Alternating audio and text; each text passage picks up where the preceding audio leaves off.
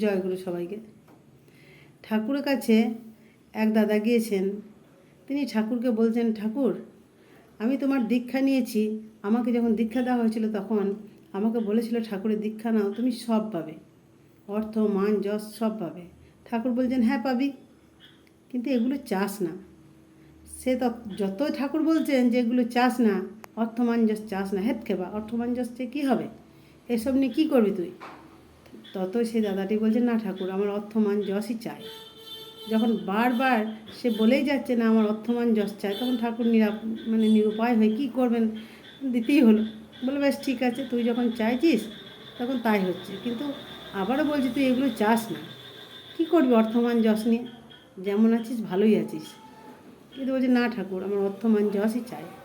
তো ঠাকুর তখন বললেন, বেশ যা, তো তাই হবে।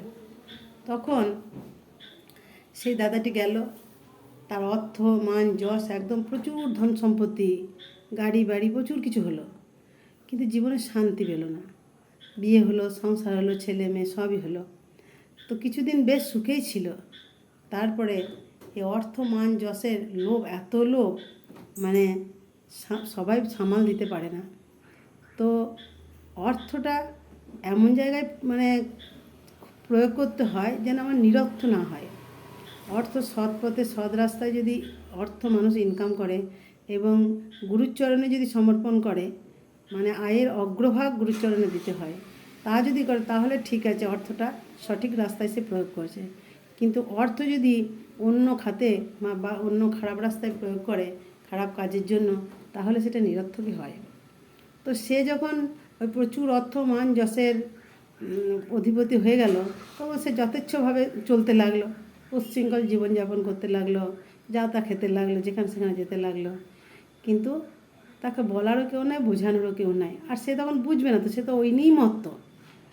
তো তারপর তার কিছুদিনের মধ্যে তার স্ত্রী মারা গেল, তার একটা সন্তান চলে গেল, তার মেয়ে চলে গেল। তখন সে সেই শোকে দুঃখে সে পাগলের মতো হয়ে গেল। সে এমন জায়গায় চলে গেল, তারা এত ধন সম্পত্তি, কিন্তু সেগুলোর কোনো মূল্য তার কাছে থাকলো না।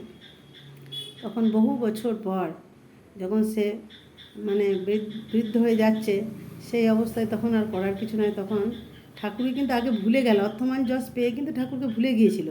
কিন্তু যখন সে সব হারিয়ে গেল, তখন কিন্তু ঠাকুরকে মনে পড়ে গেল যে ঠাকুর তো আমাকে বলেছিল অর্থমান যশ চাস না, তো আমি তো চেয়ে বিপদ ডেকে এনেছি, তাহলে আমি আরেকবার ঠাকুরের কাছে যাই। ঠাকুরের কাছে যখন গেল, তখন ঠাকুরও অনেক বৃদ্ধ। তখন গিয়ে বলছে, ঠাকুর আমাকে চিনতে পারছেন? ঠাকুর তখন বলছে, হ্যাঁ তুই অমুক না? হ্যাঁ ঠাকুর, আপনি তো বলেছিলেন অর্থ মান যশ চাস না, আমি ভুল করে অর্থ মান যশ চেয়েছিলাম, আর সেই অর্থ মান যশ পেয়ে আমার সর্বনাশ হয়ে গেছে, আমার সব হারিয়েছি, আজকে আমার আর কিচ্ছু নেই। তখন তার রুগ্ন শুকনো দেহ, খোঁচা খোঁচা দাড়ি, পাগলের মতো লাগছে। তখন ঠাকুর বলছেন, দেখলি, তোকে আমি বারবার বলেছিলাম যে তুই অর্থ মান যশ কিচ্ছু চাস না, তোর যা আছে তো তাতেই সন্তুষ্ট থাক। অর্থ মান যশ তোর জীবনের বিপত্তি এনে দেবে, কিন্তু তুই তো শুনলি না, তুই তো অর্থমান যশের পিছনেই ছুটলি। যাই হোক, ঠাকুর তাকে শিক্ষা দিলেন, বোঝালেন এবং আশ্রমে রেখে তার আবার নতুন জীবন দিলেন। তো আমরা প্রত্যেকেই পরমপিতার সন্তান, আমরা তার কাছ থেকে এসব কিছু চাইব না, শুধু বলবো, ঠাকুর আমি শুধু তোমাকেই চাই, তোমাকে ছাড়া আমার আর কিচ্ছু দরকার নেই, তোমাকে পেলেই তো আমার সব পাওয়া হবে, তাই আমার আর কিছু চাই না, আমি যা দিয়েছো আমি তাতেই সন্তুষ্ট এবং তাই নিয়ে যেন শান্তিতে থাকতে পারি। জয় গুরু।